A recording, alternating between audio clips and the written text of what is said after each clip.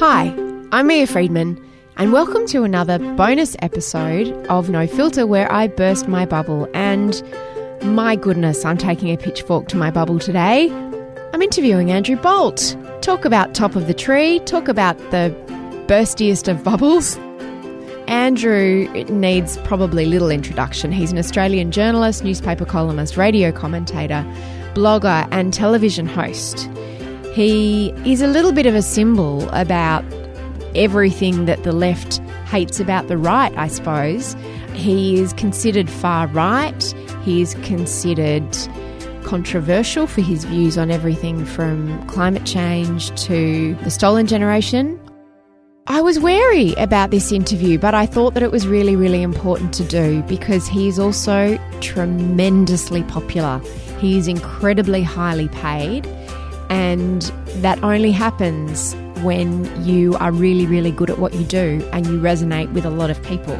So I figured that even though you might, and I have found some of his views incredibly challenging, it's still important to hear what he's got to say and try to keep an open mind. And so I thought I would give him a call and burst my bubble.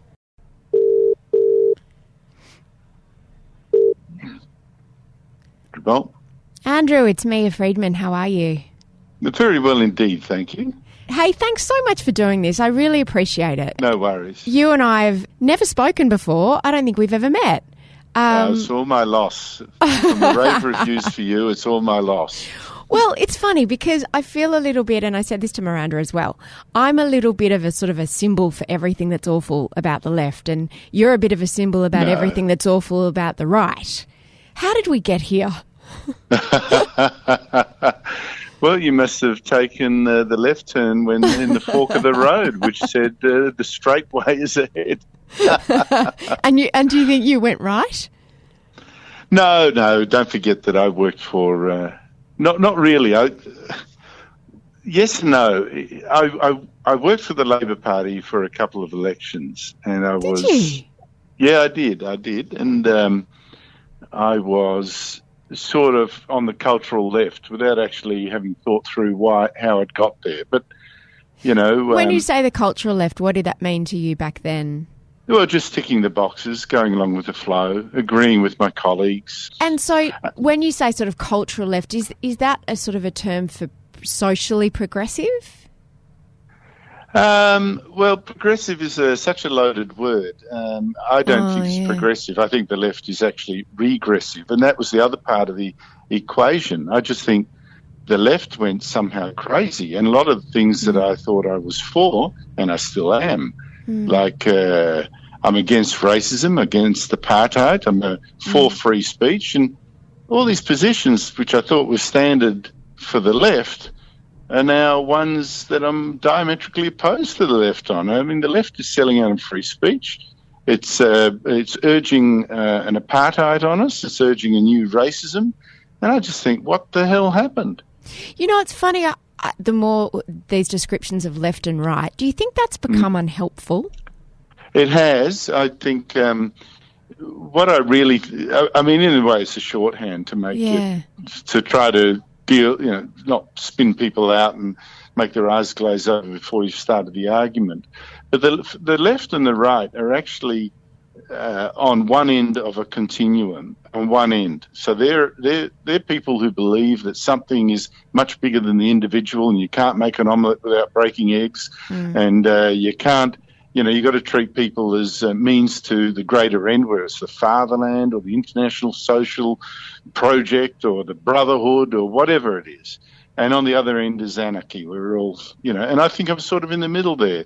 So left and right to me are basically the same, except the left at the moment hold the ascendancy. Really, they're the great threat. It's interesting. Sort of hard left and hard right are almost the same, aren't they? I mean, I know that I cop it from the left more probably than I cop it from the right, which would probably be a surprise for people on the right because I'm perceived by them as being left-wing, but I'm not left enough for the proper left. So I think it probably feels like that in your skin. One, because you're dealing with the digital media space where you are. That tends to go to the left, and it tends also to be very angry and vicious. And there's a discourse now that is conducted with insults more than reason, and it seems mostly come from the left. So you might be criticised by both sides, actually, Mia, but the criticism that hurts you most will almost certainly come from the left. That's true. I was listening today how every time Donald Trump tweets about someone, they get death threats. And I mean, even the woman who did the selfie with Hillary Clinton who met her in the going for a hike got a death threat. And I know that you've had death threats. I've had death threats. How have we got to the point where death threats is just what you do when you disagree with someone? Well, there's a little... I think part of it is hyper-democracy in the broader sense that everyone's sort of now got a voice, and with technology, everyone's got a long arm as well, and not necessarily firearms, but they can reach. People that were sitting there feeling like complete losers now have lots of things at their command that they can assert themselves and threat. If you haven't got reason, then a threat is another way of asserting yourself, the easiest way. And it just seems to be now the common discourse. But do you think that's because, and of course I started this podcast to try to get out of my bubble post-Trump, do you think that we are all so insulated in our bubbles that we can't handle people that we disagree with? And so then we have to either try to shut them down by abusing them or threatening them with death? Well, that's always, don't forget, we always tend to think history starts from the time we started to notice something. But there have been people killing others in the name of their cause for a long time and threatening people and wanting to. But, now we have people on both sides also, this is part of it, saying the other side is evil, and here's an example. I just went through Twitter and found this, whereas I could have done the same sort of cheap exercise 50 years ago, except I would have had to trawl through public toilets to say, look what's written on the wall here, That would have been fun. Or go to some pub. And in that pub, they were saying they'd like to kill X and X. So yeah. I think there's a game being played here to some extent. But then again, I think there's also, on the left in particular, there's this sense of moral righteousness, so that even when you're losing an argument, you're still right. And even when the other side is winning an argument, well, that's even worse, actually, because they become dangerous. They're winning an argument. And when you're in a fight against evil, you're entitled to do anything to stop them. And this is the whole thing about the extreme left or the extreme right. They do think the cause is greater than the individual. And in the name of goodness, they can kill people. But, in a sense, this is not new. People in the French Revolution thought they were doing something great by killing lots of people. People, Pol Pot thought he was doing a great thing, acting in justice by slaughtering a quarter of the population. Mao thought he was doing good. Stalin thought he was doing good, Hitler this thought is the he whole was problem. doing good. Yeah. Well, exactly. Hitler didn't think he was visiting evil on the world. No. But this is the whole point. As soon as you get any ideology that puts the big goal, however you describe it, like I said, the fatherland or the international brotherhood or whatever, above individuals, and you demonize or dehumanize the opponents or the people, then that licenses that kind of evil. Why did Trump win, do you think? And I'm not segueing particularly from evil, but I'm interested to know. I mean, I started this because I was so bereft and distraught to the point of barely being able to speak for a couple of days, which provided much mirth for my conservative journalistic peers who thought it was hilarious that I put a sort of... I thought it was a cosmic joke that he won. Beyond blue. Oh, you thought it was a joke that he won? Well, don't get me wrong, not a joke as in this is the world that's gone mad and that kind of thing. Yeah. No, I thought it was incredibly funny because I witnessed the distress of people that hated his guts and thought that he was Hitler with a nuclear weapon, because it's not true. And I thought the right people had been confounded. Why did he win? Well, whenever we're in an ideological battle, we always like to think the reason he won is our pet reason. And it's always one reason, or at best two. Yeah. There's a multiple reason. Millions of people voted for him, and each would have had their own different reason.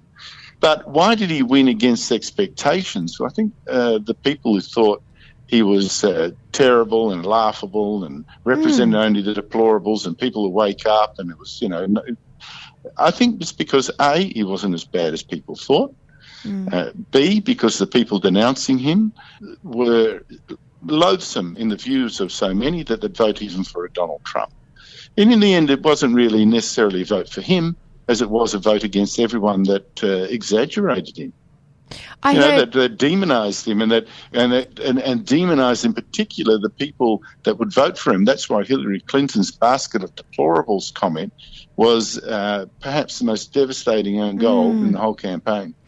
And of course she was talking about people like the Ku Klux Klan, but it did really feed into his narrative that she was the elite and he was just one of the people, which is hilarious when you think about the fact that he's a billionaire who probably loathes those I get the sense that he loathes the masses. Well, I don't think that's necessarily right. And don't forget, in a democracy, people like to think they're in charge.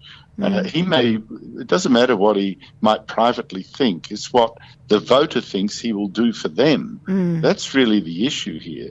They thought, however unlikely you might think he was as a representative of whatever, they thought he would do the job, that he would destroy the elites. And by the elites piling into him like they did in such an extravagant, extraordinary, hyperbolic and ludicrous way, they made clear to the voters that you think, why would they choose a billionaire, blah, blah.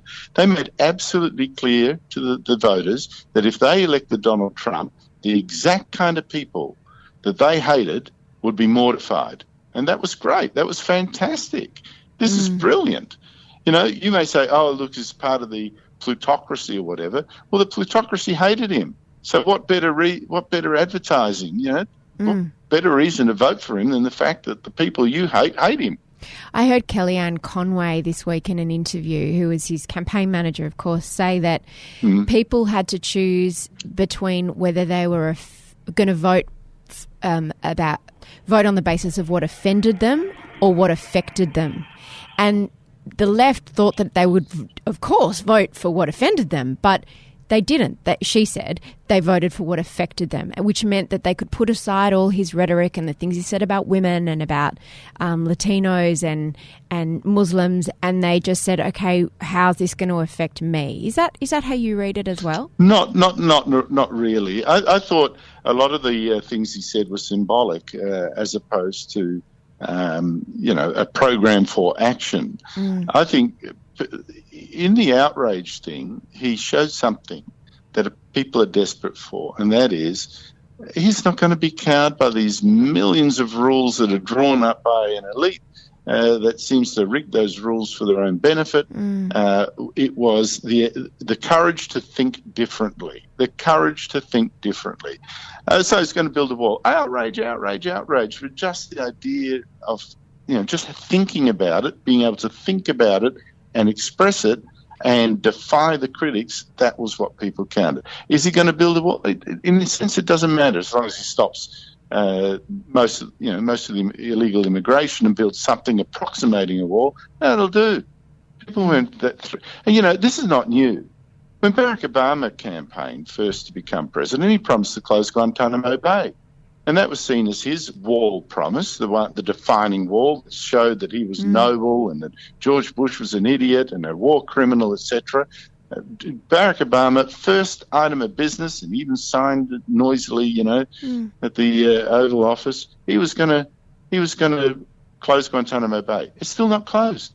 Does the left care? No, they never cared. Who cares? No. Do you think it's a little bit like... I wanted to ask you about the importance of symbolism. So when Kevin Rudd did the apology to the Stolen Generation, and I was one of the people who thought that was incredible, did it change anything in tangibly in the lives, or did it close the gap between Indigenous Australians and white Australians? It didn't. But it still, I thought, and a lot of people felt, that it had a lot of resonance and said something about the identity of us as a country. Do you think that sort of symbolism is important on the left and the right? I mean, when you look at gay marriage as well, that's not going to change the lives of the vast majority of Australians, but it's more symbolic about how we see ourselves as a country? I think people do want to sign up to a narrative, to a story, to a grand thing, and be part of a great division, military division of the good thinking in the eternal march to Jerusalem.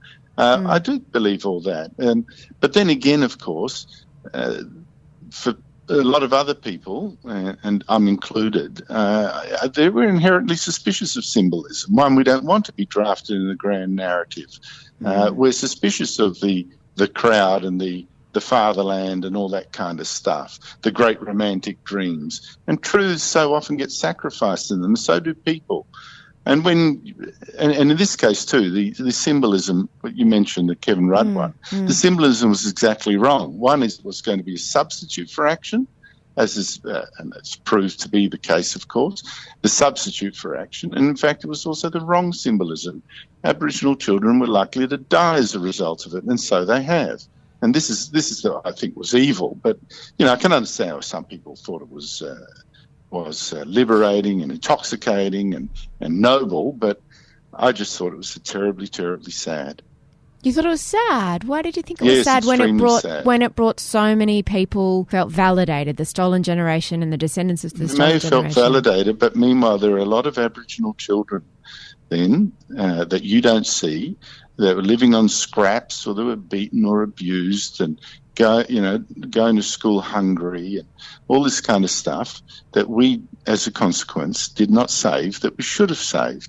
That's why I think it's evil. Do you mean as a result? As a consequence of this whole thing, not specifically as a result of that whole movement. You've now got a move. What's it called? Grannies Against Removals or something like that in New South Wales. You've actually got people campaigning against saving Aboriginal children from the condition that we would save any child of any other race. And it's a scandal. And it's not just me saying this. It's been the case for a long time. But you've seen the chief magistrate of Western Australia say it. You've seen Aboriginal leaders say it. It is true. And there's been, you can go to inquests and whatever, and you will see the result. There are a lot of people that like the cause that don't look at the human beings destroyed to make that dream come true. And in this case, we have betrayed so many Aboriginal children. It would make you weep. I could tell you the stories of children that have been left to die literally in the dirt rather than be saved. Or, it's just terrible, Mia. And I just think, yes, I like the idea of seeming good, but for God's sake, how selfish when the real emphasis should be on doing good. So what you said about symbolism then really struck a chord with me, because do you think that is that your view of what political correctness is, that it is wanting to seem a certain way but not backing it up with any sort of action, but it's just for appearances and symbolism? I don't really rail too much at political correctness, because whatever do you think it is to you? What does it mean to you? No, but political correctness is just another way of trying to establish a form of politeness. I think the sort of examples given are usually the wrong kind of politeness. It's just the bullying to shut people up. But I'm all in favour of politeness, but much as that may surprise people and much as I may not live up to that standard quite often. But no, I just think there's a lot of shut-upping going on in the absence of fact. You see it in global warming. You see it in stolen generations. You see it in many of the causes of the left, where the cause is seen as being so great that anyone that says, but where's the evidence, is denounced as evil. And that cannot be right. If the facts are on your side, there's no fear of having a debate. And I think it's just so telling now that merely to ask a question is to invite legal action, which is wrong, and that how the word skeptic is now a term of abuse. Surely we were all skeptics. That's the basis of the scientific method, to be skeptical, to question everything.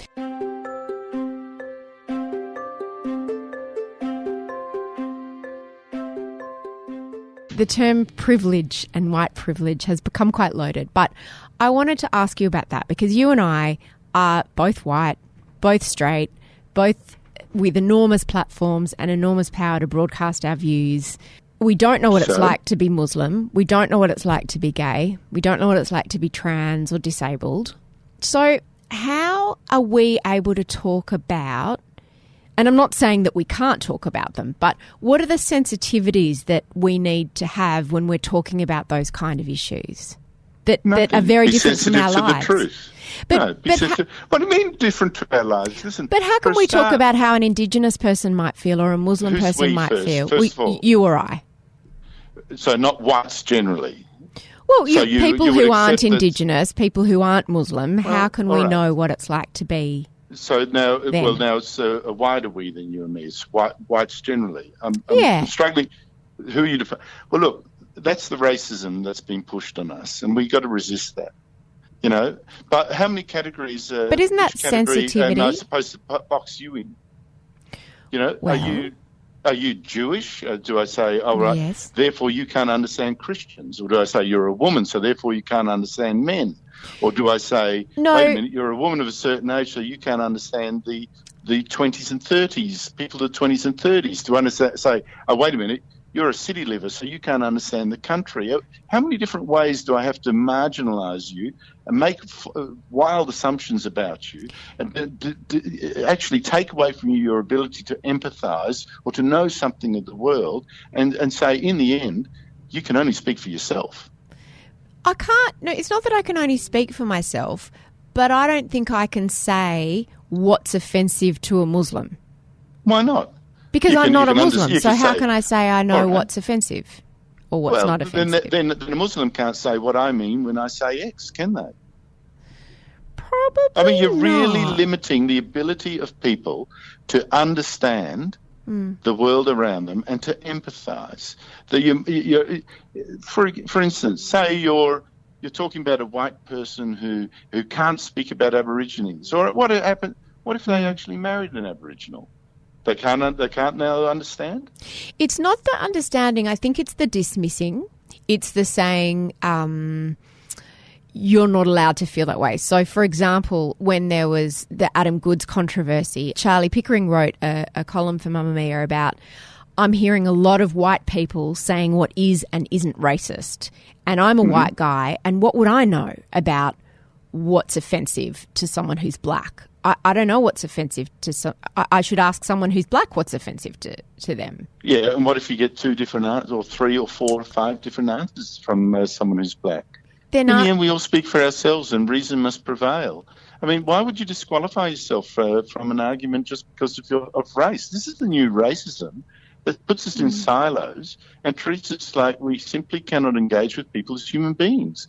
And it's ridiculous. It's absurd. But wouldn't you agree that some human beings... It's also frozen in time. Like the way you put it, we're privileged, we've got this, how can we... wait a minute. I grew up in country areas. I grew up with not much money at all. I grew up with working class people. I grew up in railway towns. Suddenly I was supposed to forget all that, and I'm supposed to be judged for the fact that now I've got a bit of money and I've got a big media platform, and how could I possibly understand what's going through a poor person's mind? Then you say, how can I understand discrimination? Well, what kind of discrimination? I've been dragged through the courts backwards as some sort of reprehensible, racist person, vilified in every newspaper, vilified on your website, vilified. I'm supposed to not know what it is for people to be mean to others? Of course I know. And of course we all have some idea, surely, if we're sentient human beings with a bit of brains and some empathy, how others may feel. And I think when it comes also to defining what the rules are as to who may say what, surely even, we all have a stake in that, and we don't start handing out little certificates saying you as a black person may comment, but you as a white person can't. Here, if you've got a particular disadvantage, you may comment. Oh, no, but you're privileged, you may not. I mean, this is absolutely absurd. An argument must stand or fall on the strength of it, and we don't start kicking and belting the person making it simply on the grounds of their race or their faith or their colour or their age or their so-called privilege, and easy up on the white privilege. There are plenty of people, and I grew up with a lot of them, that they may be white but don't have privilege. And when they hear this white privilege thing being bandied about, when they see a Stan Grant with his privileged lifestyle and the accolades he's had and the platform he's got, talking about white privilege, and they go home and they're barely, they're really struggling to put food on the table. They're white. They're hanging on to their, fingernails to a poor-paying job, and their kids are unemployed. They don't feel privileged. That's a racist concept, and it's got to be rejected. We've got to get back to the idea that we're all human beings, regardless of race, faith, colour. We're all human beings under the skin, and we've got to deal with each other like that. And the only gold coin in this argument is this: truth. Hey, you know how I think I'm in a bubble? Do you think you're in a bubble as well?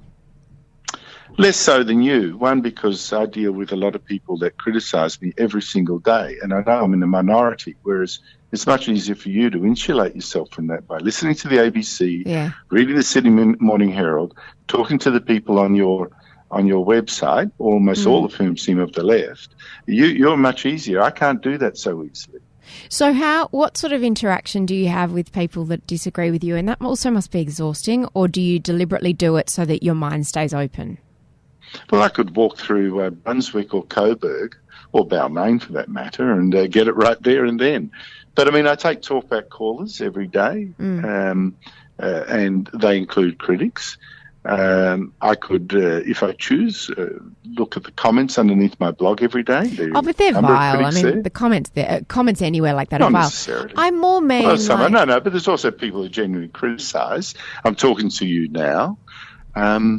And I also, on my TV show, I make a point of having every day, if I can at all do it, and I usually manage it, have someone from the left to, and there you go. And so, I do. I come from, I used to work for The Age, I've been at the ABC, I was for 10 years the lone conservative on the panel of insiders. I've been the lone conservative on the panel of Q&A. There's a little difference there. I think is it lonely? Like me get a reality check. Do you get lonely? Very, very is it lonely often being the lone conservative? Pardon? Does it feel like... Well, I was going to actually ask you more than being lonely. Does it feel exhausting to have to be angry? Oh, yes and no. But don't forget, the Trump win, and in fact, the fact that, the Liberals win most of the elections suggests that there are more people than you may think. I get a lot of criticism from the media. That's true. But the media class, as you know, leans to the left. I only need to know, I tell you, look, let you and me stand in front of a big crowd at the SCG or the MCG and put various propositions to them, things and I suspect I'd probably get marginally more support than you would. You would much, probably. Yeah, but here's the thing, that if you and I stood in front of a staff meeting the ABC, the response would be extremely different, wouldn't it? You would have to wear a bulletproof vest for that one. Well, I know, but that suggests a number of things that are very wrong, doesn't it?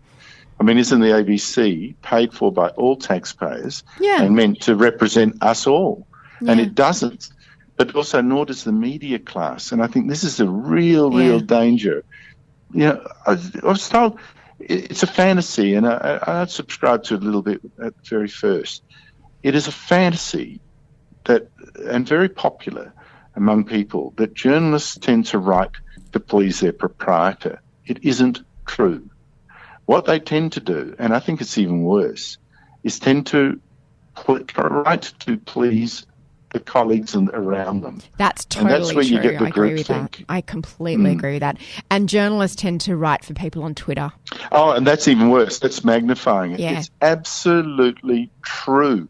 And, it's really weird. If you have a look at Twitter, you follow journalists on Twitter. It's so interesting how one quotes the other, and then that person quotes the next. And it's like, 7 degrees of separation. They come back to themselves. It's a great onanistic little chain there going on. And people are very scared of being lynched on Twitter. So, and the left tends to dominate Twitter. So I agree with you. I think you can disappear up your own bottom if you're just completely mixing with your colleagues. But also it goes to your point about fear. A lot of people are scared. Now, for a couple of reasons. I've been burnt so badly that my nerve endings have sort of been singed. I don't feel anything anymore. But, from the abuse and being, the court actions against me, it's been absolutely horrific.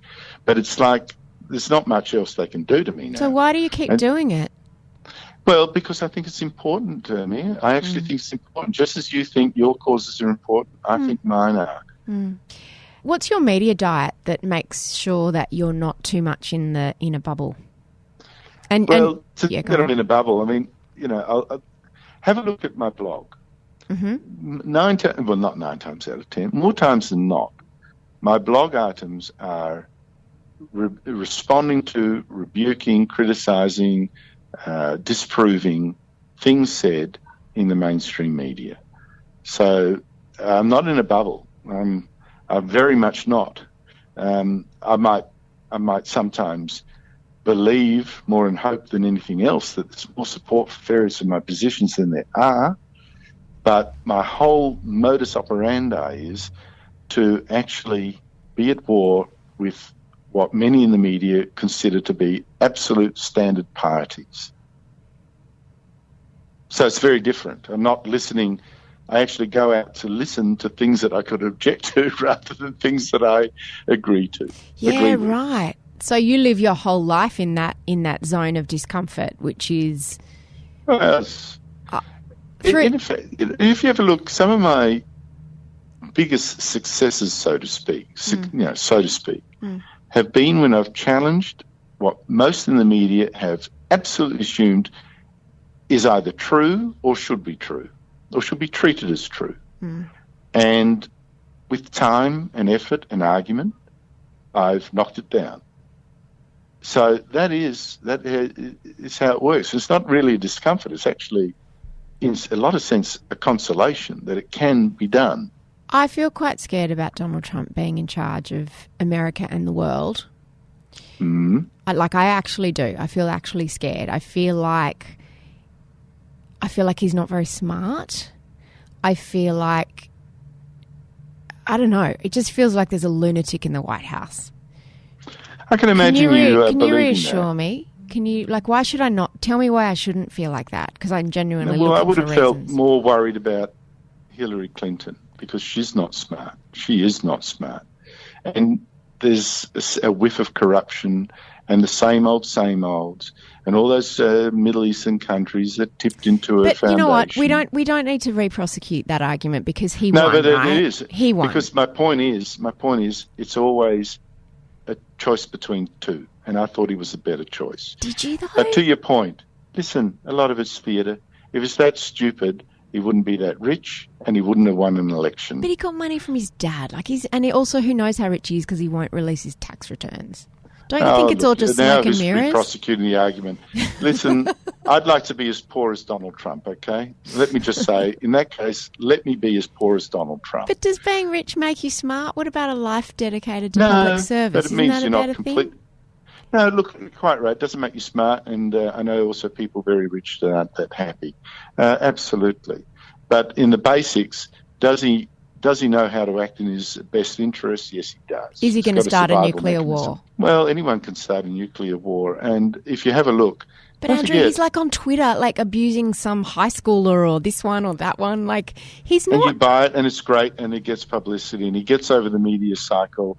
Is he doing that if he didn't do that, you know what we're talking about instead? His cabinet appointments. Steady drumbeat from the media of him being an idiot and a loser and corrupt and this and that. And he does this instead, and therefore he changes the media. That's just get used to it. That's how it works. Can you give me some homework just before I go? Can you give me some homework to get out of my bubble? How can I change my media diet? Because Paul Murray said to me that I should read your column every week and also your blog and consider it vegetables. So he said, even if it's uncomfortable, it's like broccoli. So I'm going to be doing that. What else you can do that. Should I do? Well, look, to get out of my bubble. Point is, no. But Paul's advice, it doesn't necessarily have to be me, but that's a handy reference point. Is in a sense correct, and it's for you to do with your reading what I do with mine. So I'll read The Age. I listen to the ABC. And I will choke, as you don't, no doubt, will choke when you read my stuff. But the point is, you test your ideas and you're forced, if you're going to write about them, as I do, you're forced to see whether they hold up or they don't. And when they don't hold up, you have a lot of fun showing why they don't. And if they do hold up, you just have to go into swallow your pride and change your views. Andrew, I've really enjoyed this conversation. Can we have another one sometime? It'd be my pleasure, Mia. Thank you. I've really enjoyed it. It was really, really kind of you to take the time, because I don't know what you thought you might get when you answered the phone. I was really looking forward to talking to you. Good on you. Well, I applaud your courage in reaching out. Thank you, and we'll speak again soon. Good on you. Thanks, Andrew. Bye. So I've just got off the phone from Andrew Bolt. It was a really great conversation. I knew that I'd walk away thinking that he was a nice person, because it's very hard to talk to someone in person so long as they don't sort of flagrantly abuse you. Most people are polite and nice. And one of the things I took away from that is that he is not anti-PC, because he feels that is just about being polite, and that he feels politeness is a good thing. And I've never heard anyone from the right talk in those terms. It's so interesting. As I get further and further along in these bubble bursting conversations, I'm starting to feel that this whole right-left thing feels just really limiting to both sides. You know, having to put yourself in a box. Are you left or are you right? Are you Labor or are you Liberal? I think that there are so many more shades of grey there. And as I knew it would be, he said some things that just horrified me, and I tried really hard to resist going down the path of arguing and prosecuting every point, because then that was not what I was here for. That's not what this podcast is about. It's actually about shutting up and letting someone talk, just so that you can hear what they have to say. And I know that you know me well enough to know when I would have been biting my tongue or shredding my tongue or pulling faces into the microphone. But I felt that it was a really positive thing. I mean, just to even have the ability to call someone like Andrew Bolt up and have a conversation about something, I think that's positive. To subscribe in iTunes, go to apple.co/Mamamia, where you'll find all our shows in one place and any books written by the many Mamamia guests. And while you're there, leave us a 5-star review. It really helps other people find out about our podcasts, and that helps us keep making them. If you're listening on Android or want all of our shows in one place, download the Mamamia podcast app. It's super easy and it's very convenient, and we often drop little, tasty, exclusive morsels of extra content into the app. Today's show was produced by Eliza Ratliff for the Mamamia Women's Network. The executive producer is Monique Bowley, and the head of entertainment is Holly Wainwright.